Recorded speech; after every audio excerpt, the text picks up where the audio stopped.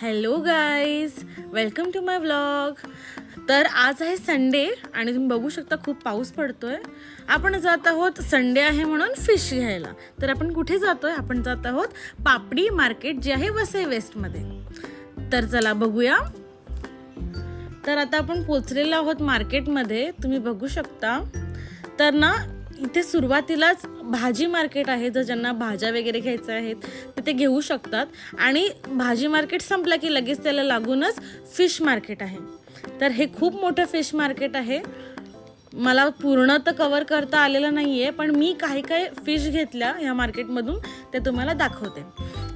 तर इथे दिसत आहेत आपल्याला भरपूर प्रकारचे मासे आहेत. इकडे वाव आहे, टोल मासा आहे, त्यानंतर सुरमई आहे, हे इथे कोलंबी आहे, बोंबील, त्यानंतर पापलेट आहेत, हलवा आहे.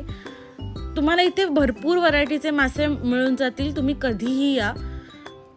आणि त्यानंतर इथे पुढे बघायला गेलं तर हे पूर्ण जिथे दिसते तिथपर्यंत मार्केटच आहे. त्यानंतर मी आता तुम्हाला एक मासा दाखवते. हा जो मासा आहे हा मला ह्याचं नाव माहिती नाही आहे. कोणाला माहिती असेल तर त्यांनी नक्की कमेंटमध्ये मला सांगा. इथे चिंबोरी देखील होती.